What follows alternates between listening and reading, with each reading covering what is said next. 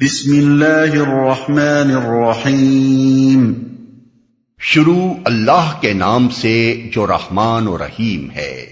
والمرسلات عرفا فالعاصفات عصفا والناشرات نشرا فالفارقات فرقا فالملقيات ذكرا عذرا او نذرا انما توعدون لواقع۔ قسم ہے ان ہواؤں کی جو پے در پے بھیجی جاتی ہیں، پھر طوفانی رفتار سے چلتی ہیں اور بادلوں کو اٹھا کر پھیلاتی ہیں، پھر ان کو پھاڑ کر جدا کرتی ہیں، پھر دلوں میں خدا کی یاد ڈالتی ہیں، عذر کے طور پر یا ڈراوے کے طور پر۔ جس چیز کا تم سے وعدہ کیا جا رہا ہے وہ ضرور واقع ہونے والی ہے۔ ڈراوے کے طور پر یعنی کبھی تو ان کی آمد کے رکنے اور قحط کا خطرہ پیدا ہونے سے دل گداز ہوتے ہیں اور لوگ اللہ سے توبہ و استغفار کرنے لگتے ہیں، کبھی ان کے باران رحمت لانے پر لوگ اللہ کا شکر ادا کرتے ہیں، اور کبھی ان کی طوفانی سختی دلوں میں خوف پیدا کرتی ہے اور تباہی کے ڈر سے لوگ خدا کی طرف رجوع کرتے ہیں۔ ان آیات میں ابتداً بارش لانے والی ہواؤں کی ترتیب یہ بیان کی گئی ہے کہ پہلے پے در پے ہوائیں چلنی شروع ہوتی ہیں، پھر آندھی کی شکل اختیار کر لیتی ہیں، پھر بادلوں کو اٹھا کر پھیلاتی ہیں، پھر انہیں پھاڑ کر جدا کرتی ہیں۔ اس کے بعد بارش کے نزول کا ذکر کرنے کے بجائے یہ فرمایا گیا ہے کہ وہ اللہ کی یاد دلوں میں ڈالتی ہیں، عذر کے طور پر یا ڈراوے کے طور پر۔ یعنی وہ ایسا موقع ہوتا ہے کہ آدمی کے دل میں یا تو خوف پیدا ہوتا ہے اور اس بنا پر وہ اللہ کو یاد کرنے پر مجبور ہوتا ہے، یا پھر آدمی اپنے قصوروں کا اعتراف کر کے دعا کرتا ہے کہ اللہ اسے تباہی سے بچا لے اور اس پر رحم کر کے باران رحمت سے اس کو نواز دے۔ اگر ایک مدت تک بارش نہ ہوئی ہو اور لوگ پانی کے قطرے قطرے کو ترس رہے ہوں تو اس موقع پر آندھیوں کو چلتے اور بادلوں کو آتے دیکھ کر بعض اوقات کٹے سے کٹا کافر بھی خدا کو یاد کرنے لگتا ہے۔ فرق اگر کچھ پڑتا ہے تو صرف اس سے کہ قحط ہلکا ہے یا سخت۔ معمولی قحط ہو تو عام آدمی جو اللہ تعالیٰ سے زیادہ دور نہیں ہے وہ اس کو یاد کرے گا، لیکن دوسرے لوگ سائنس بگھاریں گے اور کہیں گے کوئی گھبرانے کی بات نہیں، فلاں فلاں اسباب سے بارش نہیں ہو رہی ہے۔ اتنی سی بات پر دعائیں مانگنے لگنا ضعیف الاعتقادی ہے۔ البتہ اگر طویل مدت تک قحط برپا رہے اور پورا ملک تباہی سے دوچار ہو جائے تو بڑے بڑے کافروں کو خدا یاد آنے لگتا ہے۔ زبان سے کہتے ہوئے شرم بھی آتی ہو تو دل میں وہ اپنی گناہ گاریوں اور ناشکریوں پر ندامت محسوس کرتے ہیں اور خدا سے دعا مانگتے ہیں کہ جو ہوائیں بادل اٹھا کر لا رہی ہیں ان سے پورے ملک میں بارش ہو جائے۔ یہ ہے عذر کے طور پر دلوں میں خدا کی یاد کا القاء۔ رہا نذر یعنی ڈراوے کے طور پر اس کا القاء، تو یہ اس وقت ہوتا ہے جب آندھی بڑھتے بڑھتے طوفان عظیم بن جائے اور بستیوں کی بستیاں تباہ کرتی چلی جائے، یا بارش اس قدر زوردار ہو کہ سیلاب بلا بن جائے۔ ایسی حالت میں مضبوط سے مضبوط دل کا منکر بھی خوف کے مارے خدا کے آگے گڑ گڑانے لگتا ہے، اور اس وقت طوفان یا سیلاب کی ساری سائنٹیفک توجیحات اس کے نہا خانہ دماغ سے فرار کر جاتی ہیں۔ بس ہواؤں کے چلنے کی اس ترتیب کو بیان کرنے کے بعد یہ کہنا کہ یہ ہوائیں عذر کے طور پر یا ڈراوے کے طور پر اللہ کی یاد دلوں میں ڈالتی ہیں، گویا دوسرے الفاظ میں یہ کہنا ہے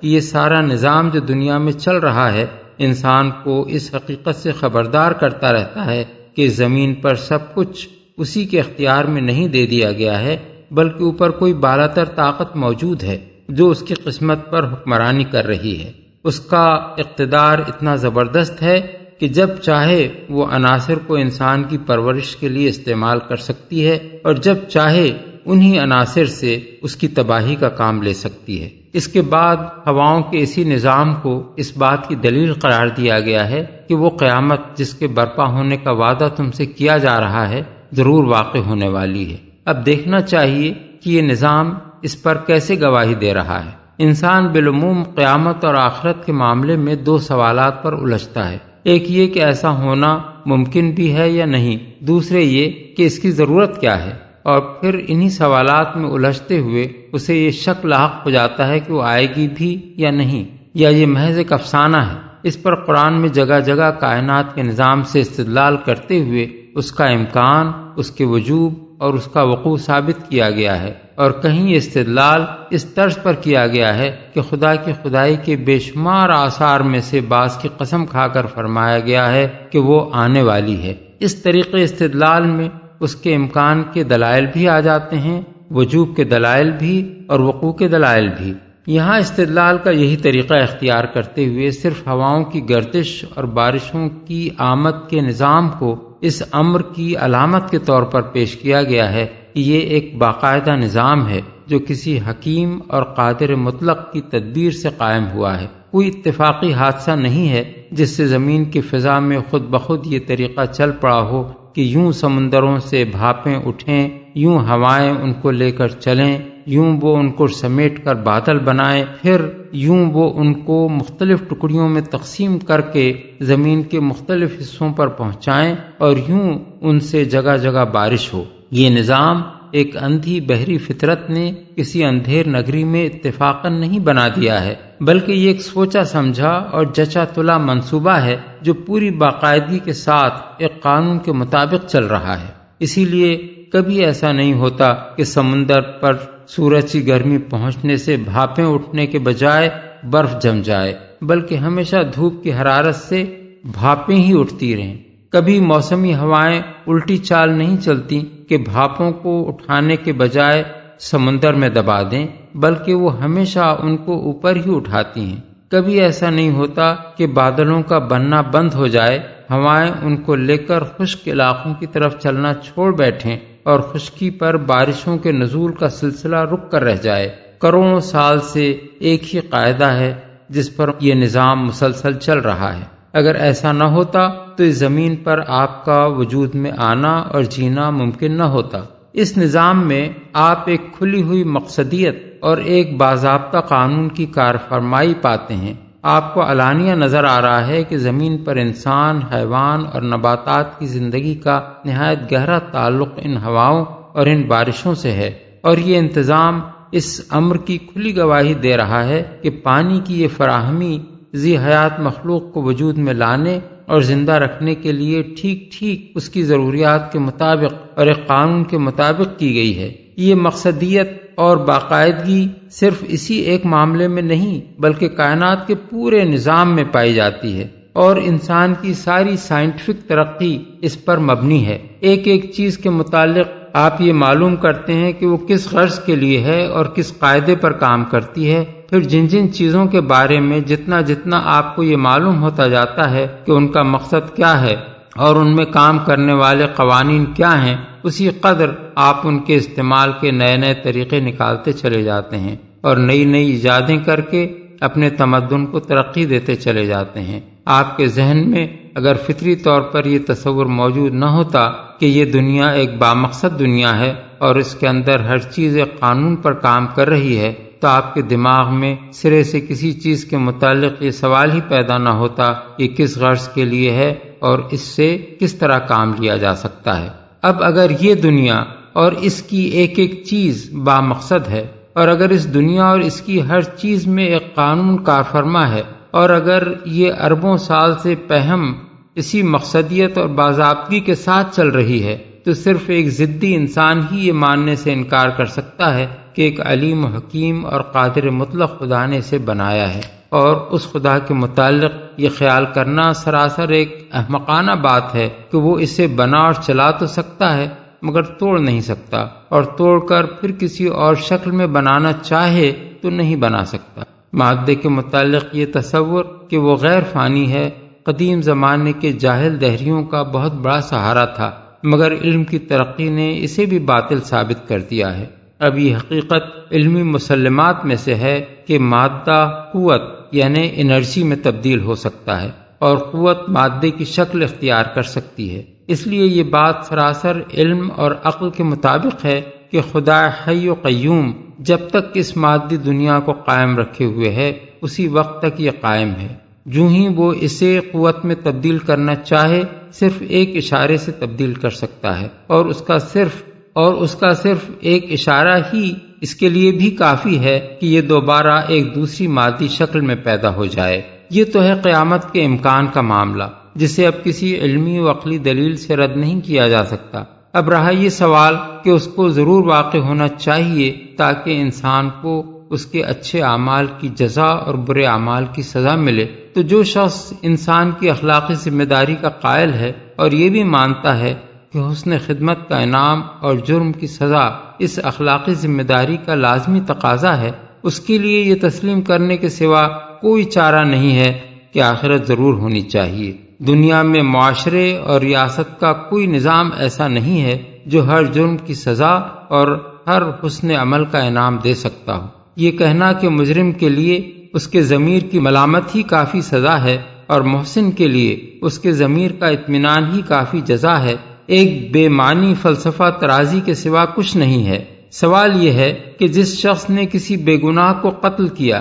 اور اس کے بعد فوراً ہی وہ کسی حادثے سے دوچار ہو کر مر گیا، اس کے ضمیر کو کب اتنی مہلت ملی کہ وہ اسے ملامت کرتا؟ اور جو شخص حق اور انصاف کی خاطر لڑائی پر گیا اور وہاں اچانک ایک بم پڑنے سے اس کے پرخچے اڑ گئے، اس کے ضمیر کو یہ اطمینان حاصل ہونے کا موقع کب ملا کہ اس نے ایک اچھے مقصد کے لیے جان دی ہے؟ بس حقیقت یہ ہے کہ آخرت کے عقیدے سے فرار کے لیے جتنے بہانے تراشے جاتے ہیں وہ سب بے معنی ہیں۔ انسان کی عقل چاہتی ہے، اس کی فطرت چاہتی ہے کہ انصاف ہو، مگر دنیا کی موجودہ زندگی میں انصاف، اور وہ بھی ٹھیک اور پورا انصاف ممکن نہیں ہے۔ وہ اگر ہو سکتا ہے تو آخرت ہی میں ہو سکتا ہے، اور خدا علیم و خبیر ہی کے حکم سے ہو سکتا ہے۔ آخرت کی ضرورت کا انکار دراصل انصاف کی ضرورت کا انکار ہے۔ عقل اسی حد تک انسان کو لے جا سکتی ہے کہ آخرت ممکن ہے اور اس کو ہونا چاہیے۔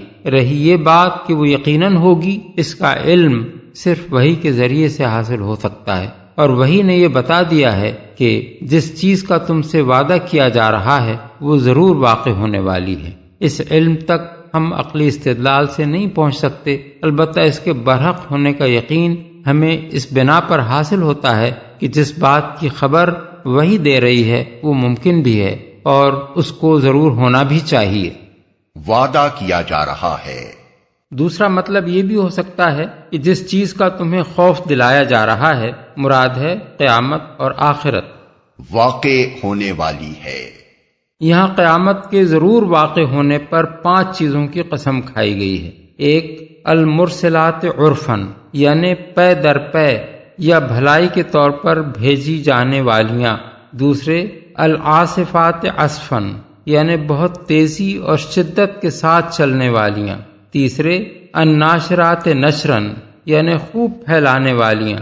چوتھے، الفارقات فرقاً، یعنی الگ الگ کرنے والیاں۔ پانچویں، الملقیات ذکراً، یعنی یاد کا القاء کرنے والیاں۔ چونکہ ان الفاظ میں صرف صفات بیان کی گئی ہیں اور یہ صراحت نہیں کی گئی ہے کہ یہ کس چیز یا کن چیزوں کی صفات ہیں، اس لیے مفسرین کے درمیان اس امر میں اختلاف ہوا ہے کہ آیا یہ 5 صفات ایک ہی چیز کی ہیں یا الگ الگ چیزوں کی، اور وہ چیز یا چیزیں کیا ہیں۔ ایک گروہ کہتا ہے کہ 5 سے مراد ہوائیں ہیں، دوسرا کہتا ہے 5 سے مراد فرشتے ہیں، تیسرا کہتا ہے پہلے 3 سے مراد ہوائیں ہیں اور باقی 2 سے مراد فرشتے، چوتھا کہتا ہے پہلے 2 سے مراد ہوائیں اور باقی 3 سے مراد فرشتے ہیں، اور ایک گروہ کی رائے یہ بھی ہے کہ پہلے سے مراد ملائکہ رحمت، دوسرے سے مراد ملائکہ عذاب اور باقی 3 سے مراد قرآن مجید کی آیات ہیں۔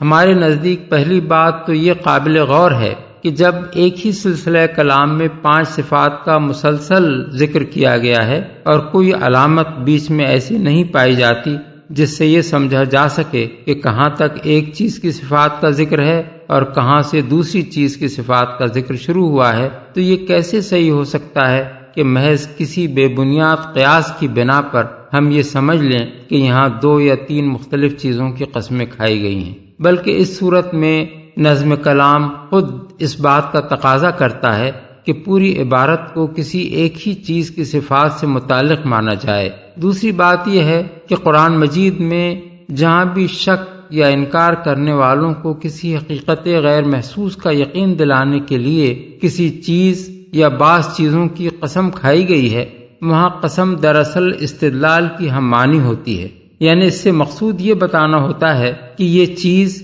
یا چیزیں اس حقیقت کے صحیح و برحق ہونے پر دلالت کر رہی ہیں۔ اس غرض کے لیے ظاہر ہے کہ ایک غیر محسوس شے کے حق میں کسی دوسری غیر محسوس شے کو بطور استدلال پیش کرنا درست نہیں ہو سکتا، بلکہ غیر محسوس پر محسوس سے دلیل لانا ہی موزوں اور مناسب ہو سکتا ہے۔ اس لیے ہماری رائے میں صحیح تفسیر یہی ہے کہ اس سے مراد ہوائیں ہیں، اور ان لوگوں کی تفسیر قابل قبول نہیں ہے جنہوں نے ان پانچوں چیزوں سے مراد فرشتے لیے ہیں، کیونکہ وہ بھی اسی طرح غیر محسوس ہیں جس طرح قیامت کا وقوع غیر محسوس ہے۔ اب غور کیجئے کہ قیامت کے وقوع پر ہواؤں کی یہ کیفیات کس طرح دلالت کرتی ہیں۔ زمین پر جن اسباب سے حیوانی اور نباتی زندگی ممکن ہوئی ہے، ان میں سے ایک نہایت اہم سبب ہوا ہے۔ ہر نوع کی زندگی سے اس کی صفات کا جو تعلق ہے وہ بجائے خود اس بات کی شہادت دے رہا ہے کہ کوئی قادر مطلق اور صانع حکیم ہے جس نے اس کرۂ خاکی پر زندگی کو وجود میں لانے کا ارادہ کیا اور اس غرض کے لیے یہاں ایک ایسی چیز پیدا کی جس کی صفات زندہ مخلوقات کے وجود کی ضروریات کے ساتھ ٹھیک ٹھیک مطابقت رکھتی ہیں۔ پھر اس نے صرف اتنا ہی نہیں کیا ہے کہ زمین کو ہوا کا ایک لبادہ اڑا کر چھوڑ دیا ہو، بلکہ اپنی قدرت اور حکمت سے اس ہوا میں اس نے بے شمار مختلف کیفیات پیدا کی ہیں جن کا انتظام لاکھوں کروڑوں برس سے اس طرح ہو رہا ہے کہ انہی کی بدولت موسم پیدا ہوتے ہیں، کبھی حبس ہوتا ہے، کبھی باد نسیم چلتی ہے، کبھی گرمی آتی ہے اور کبھی سردی، کبھی بادل آتے ہیں اور کبھی آتے ہوئے اڑ جاتے ہیں، کبھی نہایت خوشگوار جھونکے چلتے ہیں اور کبھی انتہائی تباہ کن طوفان آ جاتے ہیں، کبھی نہایت نفع بخش بارش ہوتی ہے اور کبھی کال پڑ جاتا ہے۔ غرض ایک ہوا نہیں بلکہ طرح طرح کی ہوائیں ہیں جو اپنے اپنے وقت پر چلتی ہیں اور ہر ہوا کسی نہ کسی مقصد کو پورا کرتی ہے۔ یہ انتظام ایک غالب قدرت کا ثبوت ہے جس کے لیے نہ زندگی کو وجود میں لانا خارج از امکان ہو سکتا ہے، نہ اسے مٹا دینا اور نہ مٹا کر دوبارہ وجود میں لے آنا۔ اسی طرح یہ انتظام کمال درجہ حکمت و دانائی کا ثبوت بھی ہے جس سے صرف ایک نادان آدمی ہی یہ توقع رکھ سکتا ہے کہ یہ سارا کاروبار محض کھیل کے طور پر کیا جا رہا ہو اور اس کا کوئی عظیم تر مقصد نہ ہو۔ اس حیرت انگیز انتظام کے مقابلے میں انسان اتنا بے بس ہے کہ کبھی وہ نہ اپنے لیے مفید مطلب ہوا چلا سکتا ہے، نہ اپنے اوپر ہلاکت خیز ہوا کا طوفان آنے کو روک سکتا ہے، خواہ وہ کتنی ہی ڈھٹائی اور بے شعوری اور ضد اور ہٹ دھرمی سے کام لے، کبھی نہ کبھی یہی ہوا اس کو یاد دلا دیتی ہے کہ اوپر کوئی زبردست اقتدار کار فرما ہے جو زندگی کے اس سب سے بڑے ذریعے کو جب چاہے اس کے لیے رحمت اور جب چاہے ہلاکت کا سبب بنا سکتا ہے، اور انسان اس کے کسی فیصلے کو بھی روک دینے کی طاقت نہیں رکھتا۔ فَإِذَا النُّجُومُ طُمِسَتْ وَإِذَا السَّمَاءُ فُرِجَتْ وَإِذَا الْجِبَالُ نُسِفَتْ وَإِذَا الرُّسُلُ أُقِّتَتْ لِأَيِّ يَوْمٍ أُجِّلَتْ لِيَوْمِ الْفَصْلِ وَمَا أَدْرَاكَ مَا يَوْمُ الْفَصْلِ وَيْلٌ يَوْمَئِذٍ لِّلْمُكَذِّبِينَ۔ پھر جب ستارے ماند پڑ جائیں گے اور آسمان پھاڑ دیا جائے گا اور پہاڑ دھنک ڈالے جائیں گے اور رسولوں کی حاضری کا وقت آ پہنچے گا، اس روز وہ چیز واقع ہو جائے گی۔ کس روز کے لیے یہ کام اٹھا رکھا گیا ہے؟ فیصلے کے روز کے لیے، اور تمہیں کیا خبر کہ وہ فیصلے کا دن کیا ہے؟ تباہی ہے اس دن جھٹلانے والوں کے لیے۔ ماند پڑ جائیں گے یعنی بے نور ہو جائیں گے اور ان کی روشنی ختم ہو جائے گی۔ آسمان پھاڑ دیا جائے گا یعنی عالم بالا کا وہ بندھا ہوا نظام جس کی بدولت ہر ستارہ اور سیارہ اپنے مدار پر قائم ہے، اور جس کی بدولت کائنات کی ہر چیز اپنی اپنی حد میں رکی ہوئی ہے، توڑ ڈالا جائے گا اور اس کی ساری بندشیں کھول دی جائیں گی۔ حاضری کا وقت آ پہنچے گا۔ قرآن کریم میں متعدد مقامات پر یہ بات بیان کی گئی ہے کہ میدان حشر میں جب نوع انسانی کا مقدمہ پیش ہوگا تو ہر قوم کے رسول کو شہادت کے لیے پیش کیا جائے گا تاکہ وہ اس امر کی گواہی دے کہ اس نے اللہ کا پیغام ان لوگوں تک پہنچا دیا تھا۔ یہ گمراہوں اور مجرموں کے خلاف اللہ کی سب سے پہلی اور سب سے بڑی حجت ہوگی، جس سے یہ ثابت کیا جائے گا کہ وہ اپنی غلط روش کے خود ذمہ دار ہیں، ورنہ اللہ تعالیٰ کی طرف سے ان کو خبردار کرنے میں کوئی کسر اٹھا نہیں رکھی گئی تھی۔ مثال کے طور پر حسب ذیل مقامات ملاحظہ ہوں۔ تفہیم القرآن جلد دوم سورہ الاعراف آیات 172 اور 173، جلد چہارم سورہ زمر آیت 69، جلد ششم سورہ الملک آیت 8۔ جھٹلانے والوں کے لیے، یعنی ان لوگوں کے لیے جنہوں نے اس دن کے آنے کی خبر کو جھوٹ سمجھا اور دنیا میں یہ سمجھتے ہوئے زندگی بسر کرتے رہے کہ کبھی وہ وقت نہیں آنا ہے جب انہیں اپنے خدا کے سامنے حاضر ہو کر اپنے اعمال کی جواب دہی کرنی ہوگی۔ أَلَمْ نُهْلِكِ الْأَوَّلِينَ ثُمَّ نُتْبِعُهُمُ الْآخِرِينَ كَذَلِكَ نَفْعَلُ بِالْمُجْرِمِينَ وَيْلٌ يَوْمَئِذٍ لِلْمُكَذِّبِينَ۔ کیا ہم نے اگلوں کو ہلاک نہیں کیا، پھر انہی کے پیچھے ہم بعد والوں کو چلتا کریں گے۔ مجرموں کے ساتھ ہم یہی کچھ کیا کرتے ہیں۔ تباہی ہے اس دن جھٹلانے والوں کے لیے۔ ہلاک نہیں کیا، یہ آخرت کے حق میں تاریخی استدلال ہے۔ مطلب یہ ہے کہ خود اسی دنیا میں اپنی تاریخ کو دیکھ لو۔ جن قوموں نے بھی آخرت کا انکار کر کے اسی دنیا کو اصل زندگی سمجھا اور اسی دنیا میں ظاہر ہونے والے نتائج کو خیر و شر کا معیار سمجھ کر اپنا اخلاقی رویہ متعین کیا، بلا استثناء وہ سب آخر کار تباہ ہو کر رہیں۔ یہ اس بات کا ثبوت ہے کہ آخرت فی الواقع ایک حقیقت ہے جسے نظر انداز کر کے کام کرنے والا اسی طرح نقصان اٹھاتا ہے جس طرح ہر اس شخص کو نقصان اٹھانا پڑتا ہے جو حقائق سے آنکھیں بند کر کے چلتا کریں گے۔ یعنی یہ ہمارا مستقل قانون ہے۔ آخرت کا انکار جس طرح پہلے گزری ہوئی قوموں کے لیے تباہ کن ثابت ہوا ہے، اسی طرح آگے آنے والی قوموں کے لیے بھی یہ ہمیشہ تباہ کن ہی ثابت ہوگا۔ اس سے نہ کوئی قوم پہلے مستثنا تھی نہ آئندہ کبھی ہوگی۔ جھٹلانے والوں کے لیے، یہاں یہ فقرہ اس معنی میں ارشاد ہوا ہے کہ دنیا میں ان کا جو انجام ہوا ہے یا آئندہ ہوگا وہ ان کی اصل سزا نہیں ہے، بلکہ اصلی تباہی تو ان پر فیصلے کے دن نازل ہوگی۔ یہاں کی پکڑ تو صرف یہ حیثیت رکھتی ہے کہ جب کوئی شخص مسلسل جرائم کرتا چلا جائے اور کسی طرح اپنی بگڑی ہوئی روش سے باز نہ آئے تو آخر کار اسے گرفتار کر لیا جائے۔ عدالت جہاں اس کے مقدمے کا فیصلہ ہونا ہے، اسے اس کے تمام کرتوتوں کی سزا دی جانی ہے، اس دنیا میں قائم نہیں ہوگی بلکہ آخرت میں ہوگی، اور وہی اس کی تباہی کا اصل دن ہوگا۔ أَلَمْ نَخْلُقكُّم مِّن مَّاءٍ مَّهِينٍ فَجَعَلْنَاهُ فِي قَرَارٍ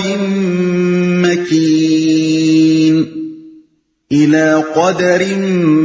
مَّعْلُومٍ فَقَدَرْنَا فَنِعْمَ الْقَادِرُونَ وَيْلٌ يَوْمَئِذٍ لِلْمُكَذِّبِينَ۔ کیا ہم نے ایک حقیر پانی سے تمہیں پیدا نہیں کیا اور ایک مقررہ مدت تک اسے ایک محفوظ جگہ ٹھہرائے رکھا؟ تو دیکھو ہم اس پر قادر تھے، پس ہم بہت اچھی قدرت رکھنے والے ہیں۔ تباہی ہے اس روز جھٹلانے والوں کے لیے۔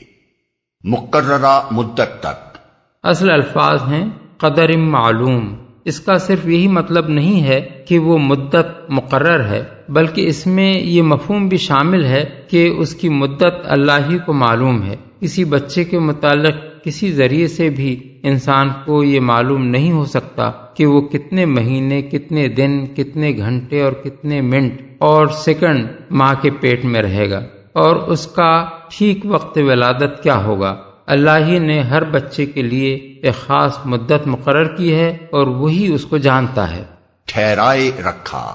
یعنی رحم مادر جس میں استقرار حمل ہوتے ہی بچے کو اتنی مضبوطی کے ساتھ جمایا جاتا ہے اور اتنے انتظامات اس کی حفاظت اور پرورش کے کیے جاتے ہیں کہ کسی شدید حادثے کے بغیر اس کا اسقاط نہیں ہو سکتا، اور مصنوعی اسقاط کے لیے بھی غیر معمولی تدابیر اختیار کرنی پڑتی ہیں جو فن طب کی جدید ترقیات کے باوجود خطرے اور نقصان سے خالی نہیں ہیں۔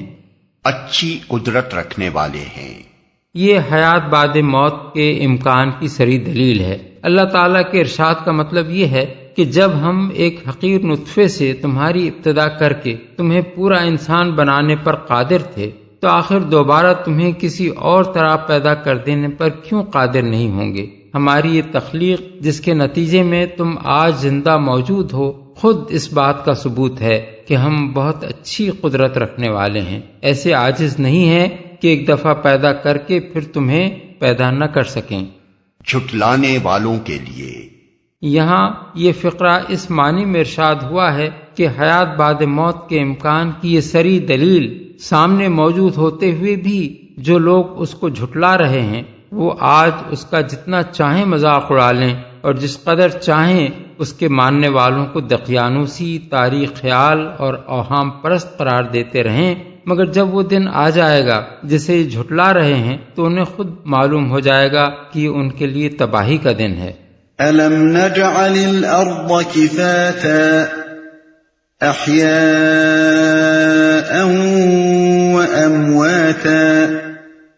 وَجَعَلْنَا فِيهَا رَوَاسِيَ شَامِخَاتٍ وَأَسْقَيْنَاكُم مَّاءً فُرَاتًا وَيْلٌ يَوْمَئِذٍ لِّلْمُكَذِّبِينَ۔ کیا ہم نے زمین کو سمیٹ کر رکھنے والی نہیں بنایا، زندوں کے لیے بھی اور مردوں کے لیے بھی، اور اس میں بلند و بالا پہاڑ جمائے اور تمہیں میٹھا پانی پلایا؟ تباہی ہے اس روز جھٹلانے والوں کے لیے۔ میٹھا پانی پلایا، یہ آخرت کے ممکن اور معقول ہونے پر ایک اور دلیل ہے۔ یہی ایک کرۂ زمین ہے جو کروڑوں اور اربوں سال سے بے حد و حساب مخلوقات کو اپنی گود میں لیے ہوئے ہے۔ ہر قسم کی نباتات، ہر قسم کے حیوانات اور انسان اس پر جی رہے ہیں، اور سب کی ضروریات پوری کرنے کے لیے اس کے پیٹ میں سے طرح طرح کے اتھاہ خزانے نکلتے چلے آ رہے ہیں۔ پھر یہی زمین ہے جس پر ان تمام اقسام کی مخلوقات کے بے شمار افراد روز مرتے ہیں، مگر ایسا بے نظیر انتظام کر دیا گیا ہے کہ سب کے لاشیں اسی زمین میں ٹھکانے لگ جاتے ہیں، اور یہ پھر ہر مخلوق کے نئے افراد کے جینے اور بسنے کے لیے تیار ہو جاتی ہے۔ اس زمین کو سپاٹ گیند کی طرح بھی بنا کر نہیں رکھ دیا گیا ہے، بلکہ اس میں جگہ جگہ پہاڑی سلسلے اور فلک بوس پہاڑ قائم کیے گئے ہیں، جن کا موسموں کے تغیرات میں، بارش کے برسنے میں، دریاؤں کی پیدائش میں، زرخیز وادیوں کے وجود میں، بڑے بڑے شہتیر فراہم کرنے والے درختوں کے اگنے میں، قسم قسم کی معدنیات اور طرح طرح کے پتھروں کی فراہمی میں بہت بڑا دخل ہے۔ پھر اس زمین کے پیٹ میں بھی میٹھا پانی پیدا کیا گیا ہے، اس کی پیٹھ پر بھی میٹھے پانی کی نہریں بہا دی گئی ہیں، اور سمندر کے کھاری پانی سے صاف ستھرے بخارات اٹھا کر بھی نتھرا ہوا پانی آسمان سے برسانے کا انتظام کیا گیا ہے۔ کیا یہ سب اس بات کی دلیل نہیں ہے کہ ایک قادر مطلق نے یہ سب کچھ بنایا ہے، اور وہ محض قادر ہی نہیں ہے بلکہ علیم و حکیم بھی ہے؟ اب اگر اس کی قدرت اور حکمت ہی سے یہ زمین اس سر و سامان کے ساتھ اور ان حکمتوں کے ساتھ بنی ہے تو ایک صاحب عقل آدمی کو یہ سمجھنے میں کیوں مشکل پیش آتی ہے کہ اسی کی قدرت اس دنیا کی بساط لپیٹ کر پھر ایک دوسری دنیا نئے طرز پر بنا سکتی ہے؟ اور اس کی حکمت کا تقاضا یہ ہے کہ وہ اس کے بعد ایک دوسری دنیا بنائے تاکہ انسان سے ان اعمال کا حساب لے جو اس نے اس دنیا میں کیے ہیں۔ جھٹلانے والوں کے لیے یہاں یہ فقرہ اس معنی میں ارشاد ہوا ہے کہ جو لوگ خدا کی قدرت اور حکمت کے یہ کرشمے دیکھ کر بھی آخرت کے ممکن اور معقول ہونے کا انکار کر رہے ہیں اور اس بات کو جھٹلا رہے ہیں کہ خدا اس دنیا کے بعد ایک دوسری دنیا پیدا کرے گا اور اس میں انسان سے اس کے اعمال کا حساب لے گا، وہ اپنی اس خام خیالی میں مگن رہنا چاہتے ہیں تو رہیں۔ جس روز یہ سب کچھ ان کی توقعات کے خلاف پیش آ جائے گا، اس روز انہیں پتہ چل جائے گا کہ انہوں نے یہ حماقت کر کے خود اپنے لیے تباہی مول لی ہے۔ انطلقوا إلى ما كنتم به تكذبون انطلقوا إلى ظل ذي 3 شعب لا ظليل ولا يغني من اللهب إنها ترمي بشرر كالقصر كأنه جمالة صفر ويل يومئذ للمكذبين۔ چلو اب اسی چیز کی طرف جسے تم جھٹلایا کرتے تھے، چلو اس سائے کی طرف جو 3 شاخوں والا ہے، نہ ٹھنڈک پہنچانے والا اور نہ آگ کی لپٹ سے بچانے والا۔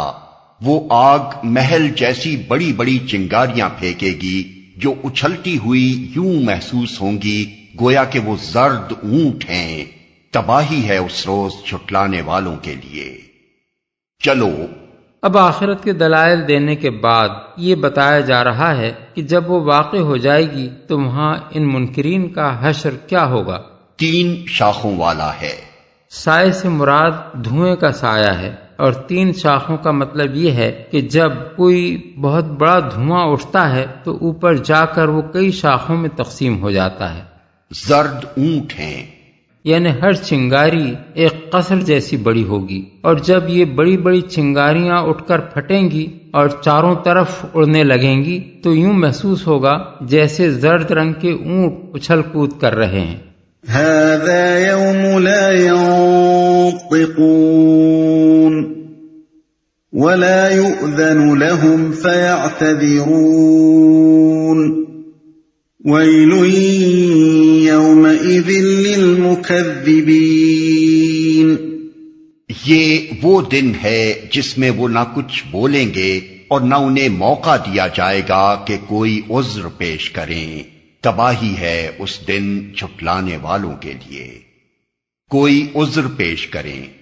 یہ ان کی آخری حالت ہوگی جو جہنم میں داخلے کے وقت ان پر طاری ہوگی۔ اس سے پہلے میدان حشر میں تو یہ لوگ بہت کچھ کہیں گے، بہت سی معذرتیں پیش کریں گے، ایک دوسرے پر اپنے قصوروں کا الزام ڈال کر خود بے قصور بننے کی کوشش کریں گے، اپنے گمراہ کرنے والے سرداروں اور پیشواؤں کو گالیاں دیں گے، حتیٰ کہ بعض لوگ پوری ڈھٹائی کے ساتھ اپنے جرائم کا انکار تک کر گزریں گے، جیسا کہ قرآن مجید میں متعدد مقامات پر بیان ہوا ہے۔ مگر جب تمام شہادتوں سے ان کا مجرم ہونا پوری طرح ثابت کر دیا جائے گا، اور جب ان کے اپنے ہاتھ پاؤں اور ان کے اعضاء تک ان کے خلاف گواہی دے کر ثبوت جرم میں کوئی کسر نہ چھوڑیں گے، اور جب بالکل بجا اور برحق طریقے سے عدل و انصاف کے تمام تقاضے پورے کر کے انہیں سزا سنا دی جائے گی تو وہ دم بخود رہ جائیں گے، اور ان کے لیے اپنی معذرت میں کچھ کہنے کی گنجائش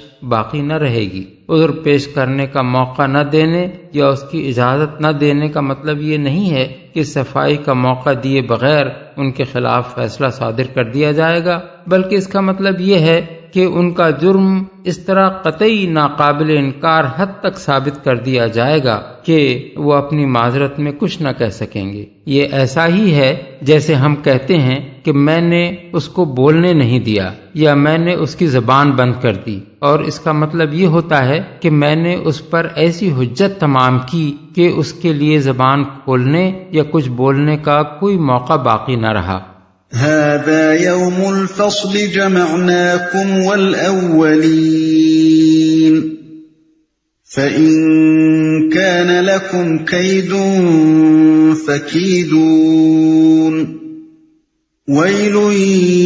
يومئذ للمكذبين